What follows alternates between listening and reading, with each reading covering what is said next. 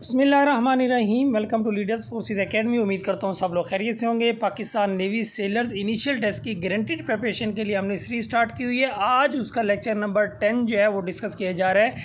9 lecture already आप लोगों के साथ बहुत डिटेल में शेयर किए जा चुके हैं। मोस्ट इंपॉर्टेंट रिपीटेड क्वेश्चन जो पाकिस्तान नेवी के तमाम सेंटर्स के अंदर ऑलरेडी रिपीट हो चुके हैं वो क्वेश्चन और उनसे रिलेटेड क्वेश्चन भी आपको बहुत ज़्यादा एक्स्ट्रा इन्फॉर्मेशन के साथ, कॉन्सेप्ट्स के साथ बहुत इंटरेस्टिंग वे में शेयर किए जाते हैं। तो वीडियो को अंत तक वॉच करना है। चैनल को सब्सक्राइब नहीं किया तो काइंडली चैनल को लाजमी सब्सक्राइब कर लें, बेल आइकन प्रेस करें ताकि हमारे इसी तरह के डेली के इन्फॉर्मेटिव लेक्चर्स आप लोगों तक पहुंच रहे हैं। स्टार्ट करते हैं आज का लेक्चर नंबर 10। क्वेश्चन नंबर 1 हमारे पास, recently winter Olympics was held in which country. तो सबसे पहले तो आपको ये पता होना चाहिए कि ओलंपिक्स जो होते हैं ये दो तरह के होते हैं। एक आपका विंटर ओलंपिक होता है और एक आपका होता है समर ओलंपिक। ठीक है, अभी बात हो रही है विंटर ओलंपिक की। तो सबसे पहले मैं आपको एक चीज़ क्लियर कर दूं कि जो ओलंपिक था ये कब स्टार्ट हुआ था। सबसे पहले हम इसकी अगर बात करें तो ये हुआ था 1896 में जो है ना ओलंपिक जो है ये स्टार्ट किया गया था। और कहाँ पे पहला ओलंपिक हुआ था? एथेंस के अंदर।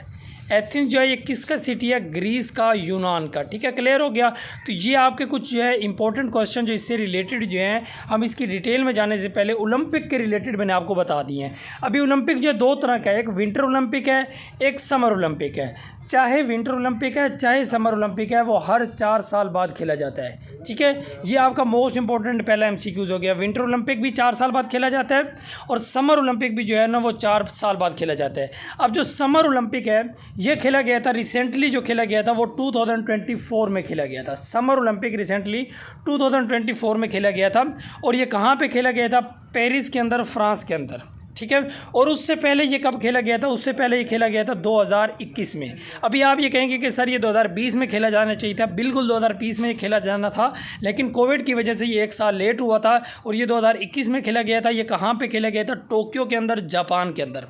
क्लियर हो गया, जापान की सिटी टोक्यो के अंदर 2021 में ये खेला गया। ठीक है, अब ये नेक्स्ट कब खेला जाएगा? 2028 में खेला जाएगा। ठीक है, ये 2028 वाला कौन से कंट्री में खेला जाएगा? लॉस एंजलिस, यूएसए में। लॉस एंजलिस, यूएसए में। ये जितनी भी डिटेल मैंने आपको बताई है ये समर से रिलेटेड है। अभी हम बात कर रहे हैं विंटर ओलंपिक से रिलेटेड। तो विंटर ओलंपिक जो है ये भी हर 4 साल बाद खेला जाता है और ये रिसेंटली जो खेला गया ये 2026 में खेला गया है। कहाँ पे खेला गया है? इटली में खेला गया है। कौन सा महीने में खेला जाता है? फेब के महीने में। जितने भी आपके विंटर ओलंपिक्स होंगे ये फेब में खेले जाते हैं। ठीक है, तो 2026 वाला अभी रिसेंटली कुछ महीने पहले ये कहाँ पे खेला गया? इटली में खेला गया है। और उससे पहले साफ ज़ाहिर ये कहाँ पे कब खेला गया था? 2022 में। 4 साल पहले कौन सा था? 2022 में। और ये कहाँ पे खेला गया था? बीजिंग के अंदर, चाइना में। बीजिंग सिटी भी आपसे पूछा जाता है, चाइना का सिटी बीजिंग में जो है ना ये खेला गया था। क्लियर हो गया। अभी जो है ना 2026 में खेला गया है। अभी इससे आगे कब खेला जाएगा? इससे आगे खेला जाएगा 2030 में खेला जाएगा। और ये कहाँ पे खेला जाएगा? ये भी फ्रांस में खेला जाएगा। क्लियर हो गया। तो उम्मीद करते हैं ये सिंपल सी जो है ना आपको डिटेल जितनी भी मैंने आपको बताई है ये सारी आपको समझ आ गई होगी। विंटर ओलंपिक भी और समर ओलंपिक भी और ओलंपिक से रिलेटेड भी मैंने आपको काफ़ी डिटेल में यहाँ चीज़ें समझा दी हैं। ये सारी चीज़ें आपके मुख्तलिफ स्टूडेंट्स के अंदर मुख्तलिफ हिसाब से जो है ना घुमा फिरा के वो आपसे पूछता है और ये सारी आपको याद होनी चाहिए। क्वेश्चन नंबर 2 है हमारे पास, when the distance between 2 charges is double. अगर 2 चार्जेस के दरमियान में जो डिस्टेंस है उसको डबल कर दिया जाए तो इलेक्ट्रोस्टैटिक फोर्स जो होती है वो यहाँ पे हमारे पास जो रूल यूज़ हो रहा है वो हो रहा है कूलम लॉ का। एफ जो होता है वो डायरेक्टली प्रोपोर्शनल होता है Q1 Q2 divided by r का स्क्वायर या डी का स्क्वायर भी आप कह सकते हैं। यानी कि डिस्टेंस के दरमियान में 2 चार्जेस के दरमियान में जो डिस्टेंस है वो ये डी है जो नीचे दिया हुआ है। ठीक है, अगर इसको क्या कर दिया जाए? डबल कर दिया जाए तो ये यहाँ पे देखो फोर्स के क्या है? इन्वर्सली प्रोपोर्शनल है। अगर इसको डबल कर देंगे तो अगर इसके ऊपर यहाँ पे स्क्वायर नहीं होता तो ये जो फोर्स होती ये क्या हो जाती? ये हाफ हो जाती। ठीक है, ये हाफ हो जाती। अब चूंकि डी के ऊपर स्क्वायर भी है तो इसका मतलब फोर्स यहाँ पे क्या हो जाएगी? वो 4 गुना हो जाएगी। क्लियर हो गए, 1/4 हो जाएगी। क्लियर, उम्मीद करते हैं ये सिंपल सी चीज़ आपको समझ आ गई होगी। अगर भी किसी भी फार्मूले में जैसे फोर्स जो है फ्रीक्वेंसी जो है ये टाइम पीरियड की क्या होती है? इन्वर्सली प्रोपोर्शनल होती है। अगर ये 2 गुना जो है ना ये इंक्रीज़ होगी तो ये 2 गुना क्या होगी? डिक्रीज़ होगी। ठीक है, क्योंकि ये इन्वर्स रिलेशन में है। अगर इसी में यहाँ पे स्क्वायर आ जाता तो अगर ये 2 गुना इंक्रीज़ होती है तो ये 4 गुना क्या हो जाएगी? डिक्रीज़ हो जाएगी। ये सिंपल सा कॉन्सेप्ट आपने डायरेक्ट रिलेशन और इन्वर्स रिलेशन का याद रखना जो आपको पिछले लेक्चर्स में भी मैं ऑलरेडी समझा चुका हूँ, हमारे पिछले एक्सपीरियंस भी आप लाजमी देख लें। Which city served as the first capital of Pakistan, Pakistan का जो पहला कैपिटल था वो कौन सा था, वो था कराची, ठीक है। और ये कराची जो पाकिस्तान का कैपिटल रहा है, ये 1947 से लेके 1959 तक जो है ना ये कराची पाकिस्तान का कैपिटल रहा है। उसके बाद जो है ना ये अनाउंस कर दिया गया था कि पाकिस्तान का जो कैपिटल है वो कौन सा है, वो इस्लामाबाद है। लेकिन इस्लामाबाद की कंस्ट्रक्शन स्टार्ट होने की वजह से 1959 से लेके 1967 तक जो पाकिस्तान का कैपिटल रहा है वो रावलपिंडी रहा है, ठीक है। अब 1967 में जो है ना पाकिस्तान का जो कैपिटल है वो बन गया इस्लामाबाद, और आज तक जो है ना वो इस्लामाबाद पाकिस्तान के क्या है, कैपिटल है। क्लियर हो गया? तो उम्मीद करते हैं ये डिटेल भी आपको समझ आ गई होगी। ये मुख्तलिफ तरीके से आपसे क्वेश्चन पूछेगा कि रावलपिंडी जो है पाकिस्तान का कैपिटल कब बना, कब से लेके कब तक जो है ना पाकिस्तान का कैपिटल रहा, या कराची जो है ना कब तक पाकिस्तान का कैपिटल रहा, तो 1959 तक रहा। क्लियर हो गया? नेक्स्ट क्वेश्चन की तरफ मूव करते हैं। Solid changes directly into gas. अगर जो सॉलिड है, देखो अगर आपका जो सॉलिड है, जैसे यहाँ पे हमारे पास क्या होती है, कोई भी आपकी आइस रखी हुई है, तो सॉलिड जो है अगर आपका किस चीज़ के अंदर चेंज हो रहा है, लिक्विड के अंदर चेंज हो रहा है, वाटर के अंदर चेंज हो रहा है, तो इसको हम क्या बोलते हैं, इसको हम बोलते हैं मेल्टिंग। क्या बोलते हैं? देखो आपका जो सॉलिड है वो किस चीज़ के अंदर चेंज हो गया, लिक्विड में, वाटर में चेंज हो गया, लेकिन इसको इस प्रोसेस को हम बोलते हैं मेल्टिंग। और इसका उलट क्या होता है, जब आपका लिक्विड जो है वो सॉलिड में चेंज हो तो इसको क्या बोलते हैं, फ्रीजिंग बोलते हैं। लेकिन यहाँ पे क्वेश्चन ये पूछा solid changes directly into gas, मतलब सॉलिड जो है वो आपका डायरेक्टली जो है वो किस चीज़ में चेंज हो गया, गैस में चेंज हो गया। तो इस प्रोसेस को क्या बोलते हैं, इसको बोलते हैं सब्लिमेशन बोलते हैं। क्लियर हो गया? ऊपर एवेपोरेशन और कंडेंसेशन आपको दिया गया है, ठीक है। ये आर्ट्स वाले स्टूडेंट भी ये वाला क्वेश्चन लाजमी याद करेंगे, ठीक है। उनसे भी ये क्वेश्चन मुख्तलिफ तरीके से पूछा जाता है, क्योंकि जनरल साइंस का भी ये क्वेश्चन है, ठीक है। एवेपोरेशन क्या है यहाँ पे, देखो एवेपोरेशन ये है कि जब आपका जो लिक्विड है वो गैस में चेंज हो जाए, जब आपका जो लिक्विड है वो किस चीज़ में चेंज हो जाए, लिक्विड जो है वो गैस में चेंज हो जाए, तो इस चीज़ को क्या बोलते हैं, एवेपोरेशन बोलते हैं। लाइक जैसे आप अपने कपड़े जो है ना धो के बाहर सुखाने के लिए रखते हो, तो आपका जो वाटर होता है वो कहाँ चला जाता है, वो गैस के फॉर्म में निकल जाता है। अब कंडेंसेशन क्या होती है, यहाँ पे ऑप्शन बी के अंदर, इसके अंदर जो होती है ना आपकी गैस जो होती है वो किस चीज़ के अंदर कन्वर्ट हो जाती है, लिक्विड के अंदर कन्वर्ट हो जाती है, तो इसको बोलते हैं कंडेंसेशन।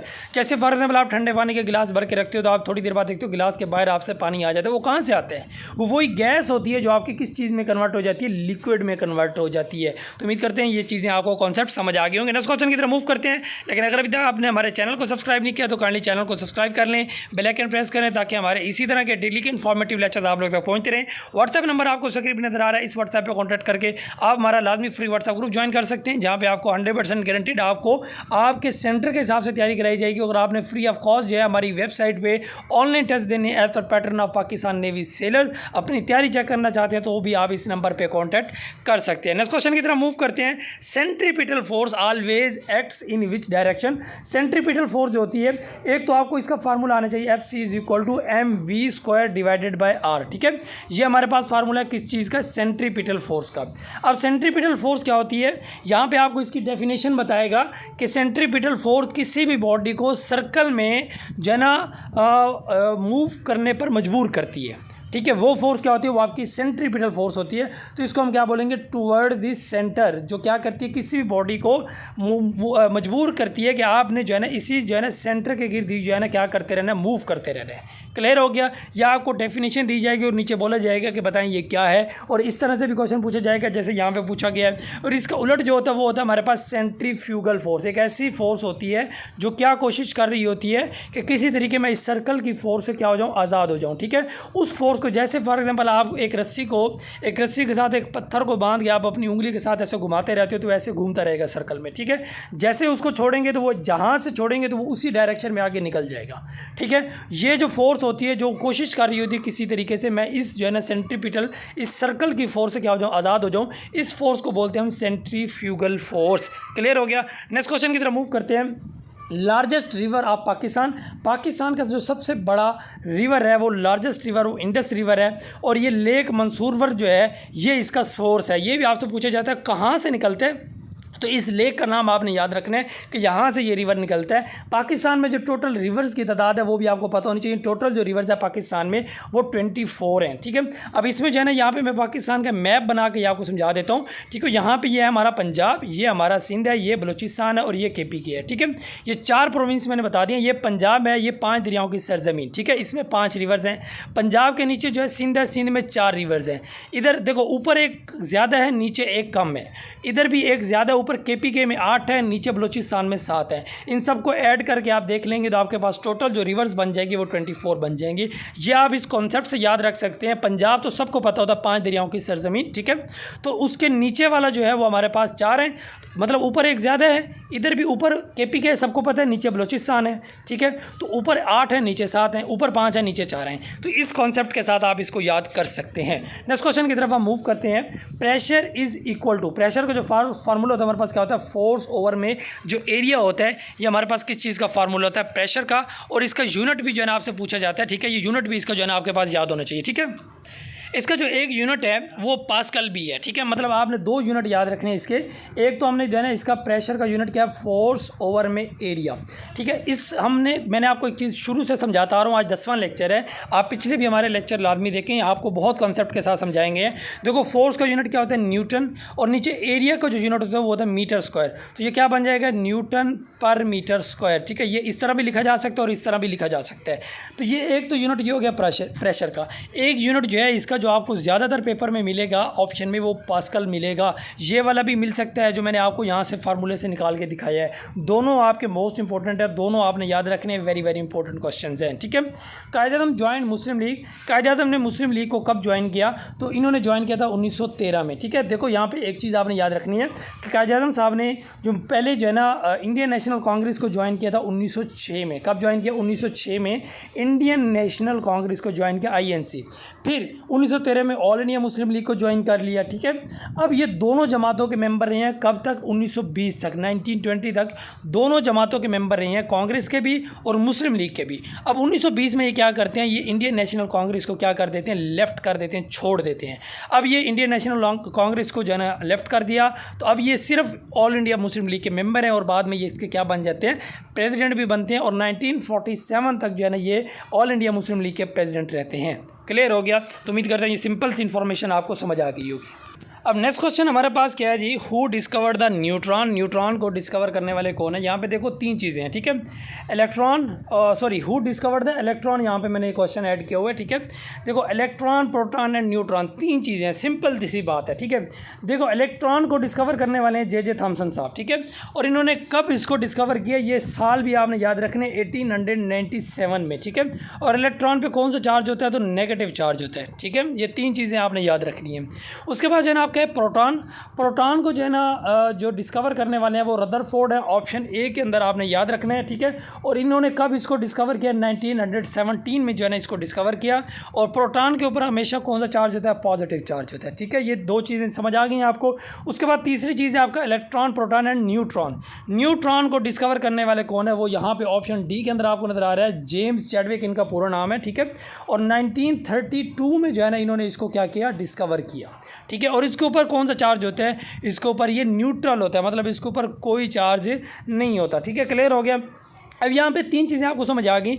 आपसे ये भी पूछा जाता है कि सबसे पहले जो है ना वो इलेक्ट्रॉन आया था, प्रोटॉन आया था, ये न्यूट्रॉन आया था। तो ये आपको यहाँ पे समझ आ गई होगी कि इलेक्ट्रॉन 1897 में, फिर जो है ना प्रोटॉन आया और सबसे आखिर में जो है ना वो न्यूट्रॉन को डिस्कवर किया गया।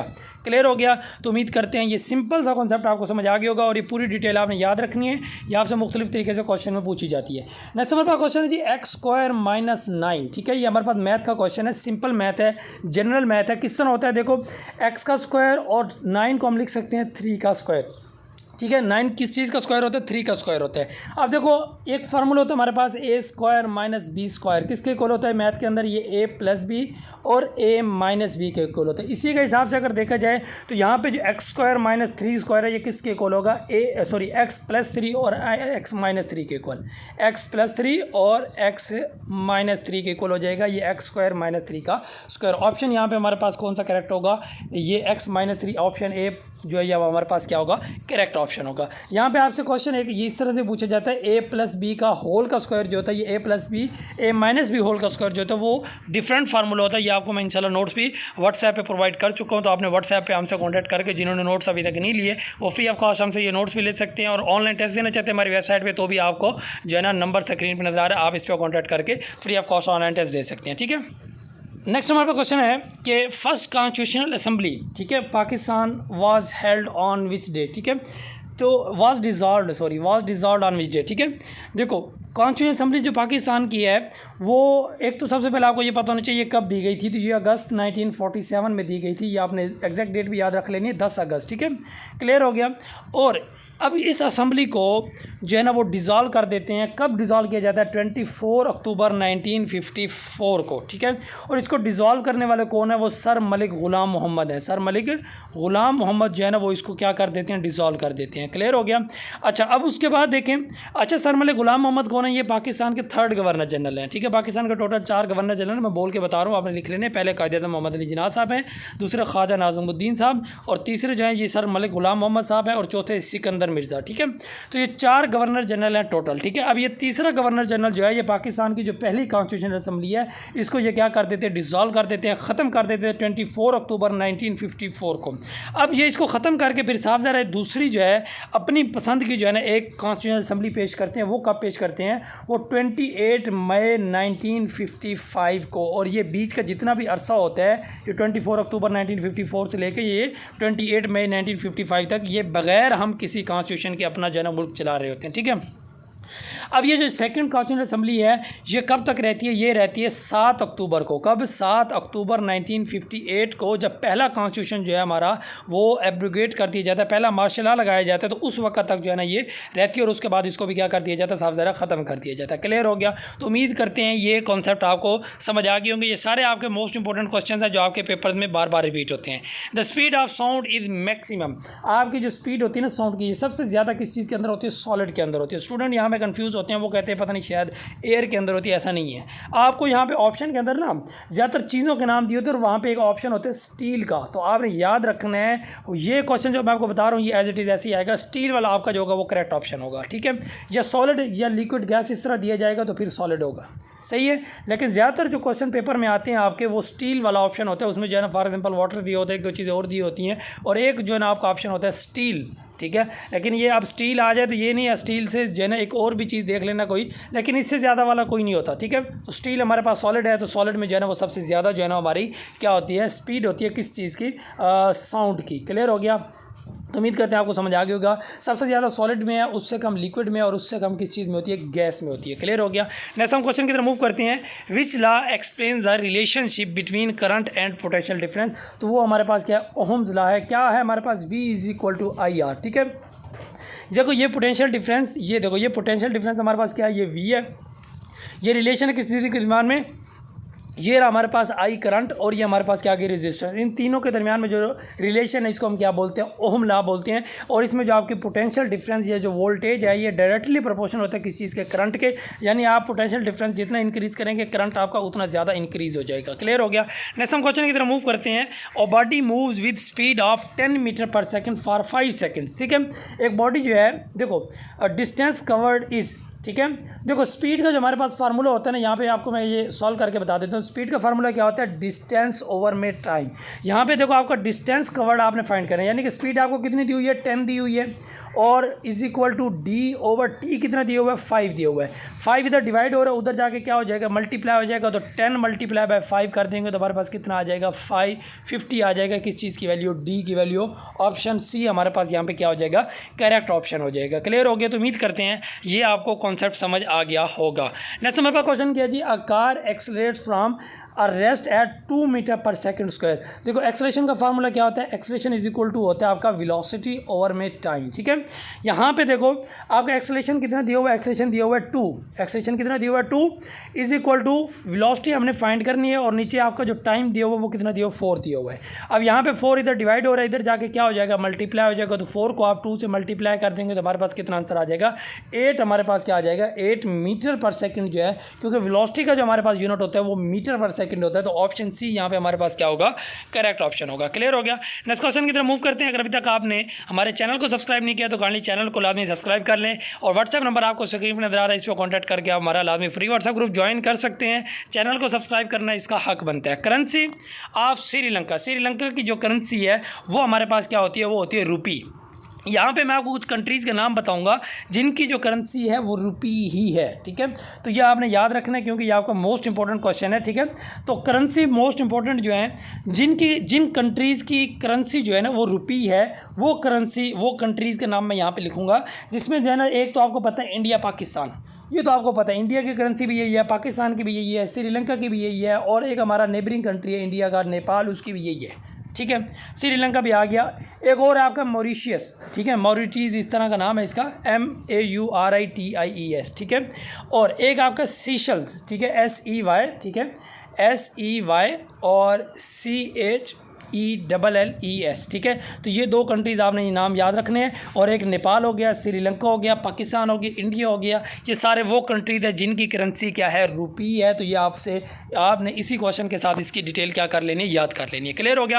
नेक्स्ट क्वेश्चन की तरफ मूव करते हैं। First digital census in Pakistan was conducted. Pakistan के अंदर देखो टोटल जो सेंसस हो चुकी हैं वो कितनी हुई हैं। देखो एक तो रूल ये है कि कितने साल बाद जो है, सबसे पहले तो आपको पता होना चाहिए कि सब कॉन्टिनेंट के अंदर पहली जो हुई थी सब सेंसस वो कब हुई थी, 1872 में हुई थी। ठीक है, बड़े सगीर में सबसे पहली वो कब हुई थी, ये आपका इंपॉर्टेंट क्वेश्चन है। ठीक है, और दूसरा आपने क्वेश्चन ये याद रखना है कि कितने साल बाद जो है ना ये होती है, तो हर 10 साल बाद होती है।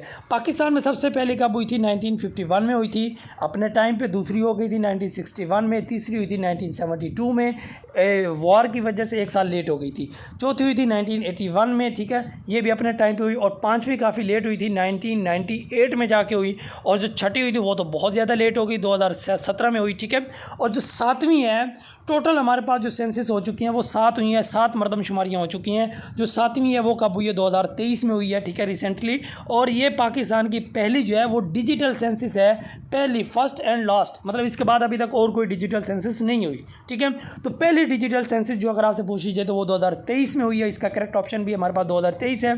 और ये पाकिस्तान के अंदर टोटल जो है वो 7 जो है ना मरदमशुमारियाँ हो चुकी हैं, 6 ये मैंने आपको यहाँ पर लिख के दे दी, और 7वीं ये ऑप्शन सी के अंदर मौजूद है। ये आपने पूरी डिटेल याद रखनी है, और ये डिटेल भी याद रखनी है कि सब कॉन्टिनेंट के अंदर, बड़े सगीर के अंदर जो पहली मरदमशुमारी हुई थी वो कब हुई थी, वो 1872 में हुई थी। और मरदमशुमारी हर 10 साल बाद होती है। ये भी आपका मोस्ट इंपॉर्टेंट रिपीटेड क्वेश्चन है। ठीक है, नेक्स्ट क्वेश्चन की तरफ मूव करते हैं हम। कहते हैं if x is equal to 5 then value of 2x square. देखो x की, देखो 2x की जगह पे हम 5 पुट कर दें, और देखो x का भी स्क्वायर है, यानी 5 का स्क्वायर लेंगे 25 आ जाएगा, तो 25 को 2 से मल्टीप्लाई कर देंगे तो कितना आंसर आ जाएगा हमारे पास, 50 आंसर आ जाएगा। Option C is the correct option. Clear हो गया, तो उम्मीद करते हैं ये आपको समझ आ गई होगा। नेक्स्ट क्वेश्चन की तरफ हम मूव करते हैं। If power of a machine is 100 watt and it does 500 joule work, time required. ठीक है, देखो पावर का फार्मूला हमारे पास क्या होता है, देखो पावर का फार्मूला क्या होता है। ठीक है, पावर का फार्मूला तो हमारे पास वर्क ओवर में टाइम। ठीक है, क्लियर हो गया। अब यहाँ पे पावर आपको दे दी है, उसने कितनी दे दी है, machine power of a machine कितनी दे दी, 1000 दे दी, कितनी दे दी, 1000। और ये टाइम जो है इधर और क्या दे दिया हमारे पास, वर्क। ठीक है, देखो मैं दोबारा से लिख रहा हूँ, फार्मूला आपको यहाँ पे मैंने लिख दिया है।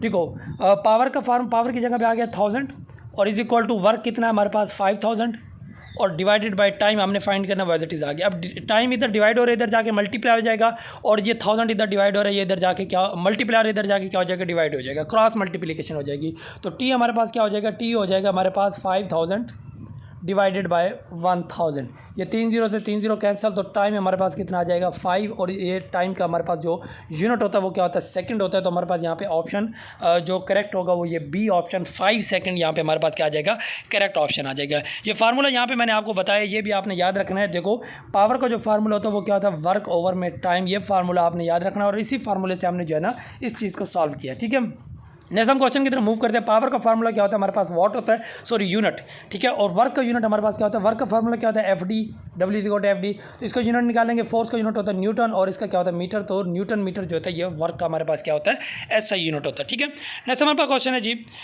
If acceleration is zero which quantity must be constant. अगर एक्सेलेरेशन जीरो हो तो कौन सी, देखो एक्सेलेरेशन जीरो है तो इसका मतलब वेलोसिटी जो है वो चेंज नहीं हुई, वेलोसिटी भी जीरो है, ठीक है। वेलोसिटी क्या है वो जीरो है, तो ऑप्शन है ये हमारे पास क्या होगा, करेक्ट ऑप्शन होगा। देखो एक्सेलेरेशन क्या होता है, एक्सेलेरेशन होता है rate of change of velocity. जितनी आपकी वेलोसिटी चेंज होगी उतना आपका क्या होगा, एक्सेलेरेशन होगा।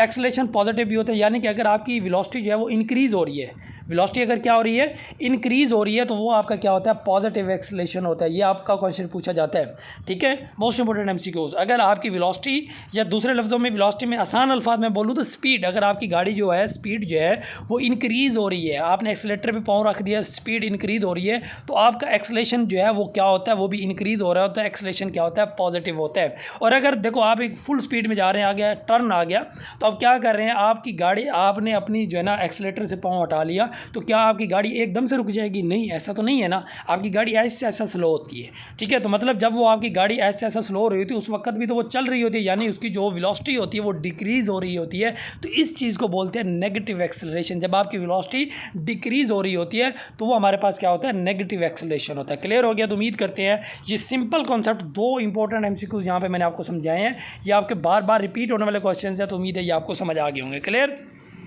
तो आज के लिए इतना ही था। उम्मीद करते हैं हमारा लेक्चर आपको पसंद है। लेक्चर पसंद है तो काइंडली चैनल को लाजमी सब्सक्राइब कर लें। चैनल को सब्सक्राइब करना इसका हकबंद है डेली के आप कम से कम 100 सब्सक्राइबर लाजमी आने चाहिए। 500-400 व्यूज़ डेली बेसिस पे आ रहे हैं। अपने जो है ना वीडियो को जितना हो सके ज़्यादा से ज़्यादा शेयर करें। जितने लोग तैयारी कर रहे हैं आपके जानने वाले अपने ग्रुप्स में इसको शेयर करें, ताकि मैक्सिमम जो स्टूडेंट्स हैं वो इससे फ़ायदा उठा सके। 10 लेक्चर हमारे आज कंप्लीट हो चुके हैं और हर लेक्चर को हमने इसी तरह कॉन्सेप्ट के साथ समझाया है। तो आप पिछले लेक्चर्स भी जो है ना वो अपने दोस्तों के साथ शेयर करें। उम्मीद करते हैं हमारा लेक्चर पसंद आया। काइंडली चैनल को सब्सक्राइब करें, बेल आइकन प्रेस करें, व्हाट्सएप पे कॉन्टैक्ट करें। दुआ में याद रखिएगा। Thank you so much. अल्लाह हाफिज़।